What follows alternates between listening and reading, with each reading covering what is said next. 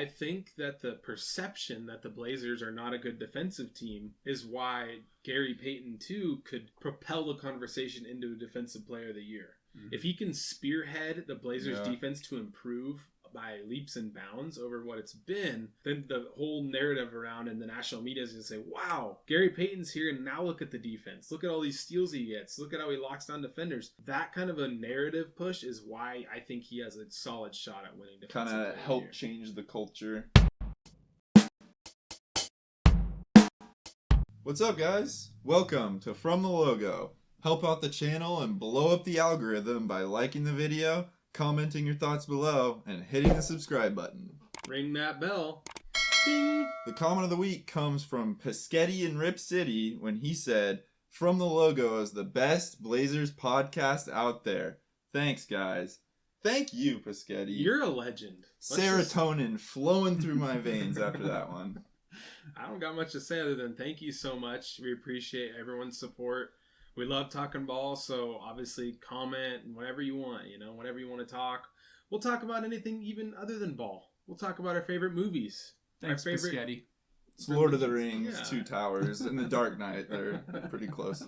We're continuing our series, making the case for why a Blazer could and should win every single regular season award this year. It's going to be a good year. Today, we're making the case why Gary Payton II, the Mitt, will win the NBA Defensive Player of the Year. This last year was the first time that Gary Payton played more than 30 games in his career, and I feel like he finally found an identity. When he was at OSU, just down the road in Corvallis, he's kind of known as a dunker, really more than anything. I remember some of the big explosive dunks that he had, but not really so much the defense. I don't really remember that so much. Wasn't he Pac-12 Defensive Player of the Year one year? Okay, never mind. I'll take a seat. We need to look that up. We need to confirm. I got to fact check. We need to confirm. That's interesting, though. He's finally translating that onto the big stage, the biggest stage there is, winning an NBA championship. When he came into the league, that was definitely what I noticed him for, was the athleticism, the like dunking ability. That was really impressive.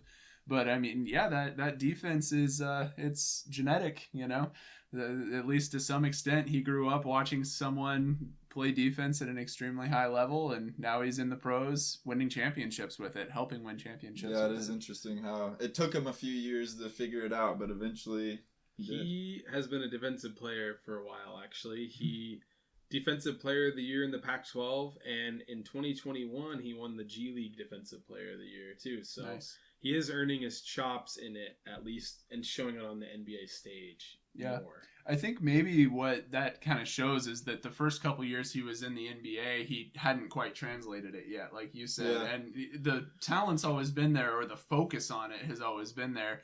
But now he's getting talented enough and comfortable enough in the league. Has some experience with it in lower situations, basically. And I mean, it can't hurt that he spent the last few years guarding Steph in practice, right? Yeah. I mean, Steph and Clay and Jordan and Poole. learning from Draymond. Yeah. So his defensive rating last year, Steve Kerr. His defensive rating last year was 102.3.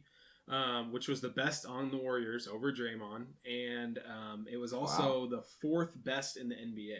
Mm-hmm. So he had the fourth best defensive rating in the NBA, and then in the finals he had a defensive field goal percentage of 45%, and that's just like doing well in the finals against the best players when it matters. Yeah, exactly. So he's got finals experience, he's got defensive intensity, everything the Blazers need on their team. That's what I was going to say, is it really seemed like he ramped up the intensity last year. He was a very intense individual on the defensive end, which is something the Blazers have sorely been missing the last ever since. I don't know if they've ever had really. It's been a while. I mean, watching someone come in and take over a game by just shutting down the other team, it's been years since I've seen a Blazer do that. I mean, we've seen it before, but it's been a long time. Wesley. We've also seen Steve Blake and his Cantor front court recently. Yeah. And that's on the opposite end, where it's like, what is happening out here? So don't forget Hassan Whiteside. Legend. We got shooters. Norman Powell. Yeah.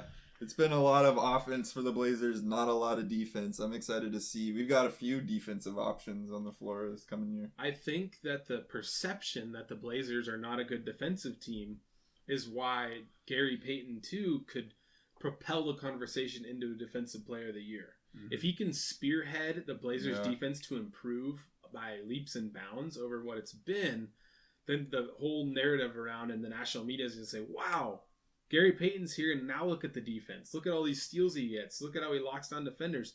That kind of a narrative push is why I think he has a solid shot at winning defensive player of the year. Kind of help change the culture. Mm-hmm. Which, speaking of changing the culture, I think that that's something that Chauncey Billups really hopes to do. And I hope that he can help, like you said, help him succeed in spearheading that effort. Totally. That'd be awesome to see. And he's a OSU Beaver alum, like I mentioned earlier. Teammates with the legendary Drew Eubanks. The Eubanks train. Drew Banks. Eubanks actually had this to say, talking about Gary Payton. He said, "It's really cool. We did something special in Corvallis when we went to the tournament. We're trying to do something special here, too." Let's hope, right? Hopefully they're just throwing lobs to each other, both of them. Off the backboard lobs. Back and forth to each other. It's like the Spanish Armada, but the Corvallis Armada. Ooh, what a reference. You gotta love Rudy, right? Trademarking that name right here. The Corvallis Armada. Yeah. Yeah, I mean, to your point, you know, his defensive rating last season was at like a 102. For his career, it's a 105. So he's improving, he's getting better. And the other thing is that, like you said, he stepped up in the big moment and showed incredible defensive poise. And that's what we're going to need, because we're going to be relying on him to come in and stop the best player on the other team if it's a guard, you know, because the guys that we have in there right now, who are obviously the best in the world at other things, not defense, not so much on the defensive end. So we were going to need it. And the fact that he can step up is pretty exciting. Another interesting thing with him is like, he'll be able to guard the guards on the other team, like you said, but he kind of plays big. Like you've mentioned before, he plays in the dunker spot. Yeah. And so he could really play the 4, maybe the 5. I mean, it happened sometimes in Golden State last year where he was playing down low, and he did a pretty good job keeping the ball moving. When it got to him, he wouldn't take a bad shot. He'd keep the ball moving around to other guys. He shot great from the field last year. Yeah. I was going to ask you guys, do you guys think he's going to play enough minutes to be in the running for this award? What do you think? I think he could, because coming at you with another quote, Nurkic actually joked that the 6'3" Gary Payton II is going to be his backup. And I could see that happen. I think he'll play I think he'll be one of the primary backups actually for the bigs, maybe, because we've got so many guards and not so many like really high quality big men. I think that he could actually potentially play some of that, like at the 4, maybe the 5. It'd be interesting to see. It speaks to the versatility that I think all of us have brought up with GP2, and is that he can play a really wide range of positions and against a wide range of offensive players. And I think that when you add up all of those positions that are going to need a quality backup, he will play enough minutes. I guess he had surgery back in July. The team just announced this a few days ago that he had like a core injury that he had corrected with surgery, which kind of sounds like similar to what Dame went through. I don't know if it was as serious, but hopefully they say he'll be fully ready this season. Hopefully he will be. No steps back taken. You gotta love the Friday news dump that the Blazers love to employ when it's bad news. They're like, 5 o'clock on a Friday? Oh yeah, Gary Payton had surgery. Don't worry about it. It's the weekend. Yeah, I'm just gonna assume the best. I'm gonna assume he'll be. They said he was gonna be ready. Back to 100%. At least he had the surgery instead of trying to play through it. You know, that would have been worse. So the fact that he already had the surgery and he's expected to be back at the beginning of the season, even if he's not ready for the first few games, so be it. You know, wait till he's healthy. But sounds like he should be ready pretty soon. So. Well, what about the others? Yeah, suspects? We got a couple other ones. Obviously, the reigning Defensive Player of the Year, Marcus Smart.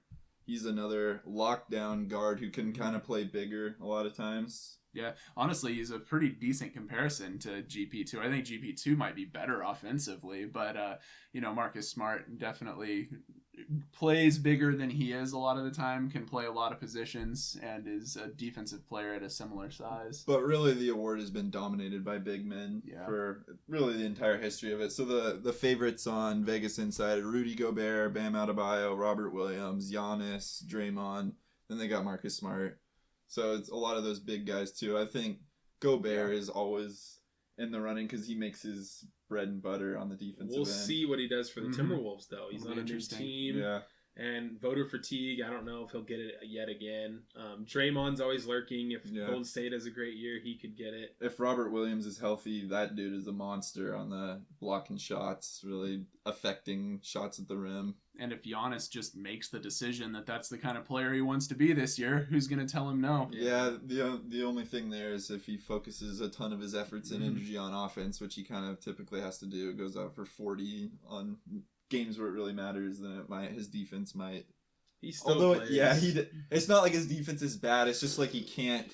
Again, with voters, they're not going to necessarily think of him as a defensive player. They're going to think of him as like maybe more of an MVP candidate. And you never know. Embiid could go after it, but I don't think that he's going to get that kind of crowd swell. I think it'd be for MVP if he has a great year. Who do you guys think is going to win the NBA Defensive Player of the Year award? The Mitt. Comment below. Let us know. Thanks for watching. From a Logo.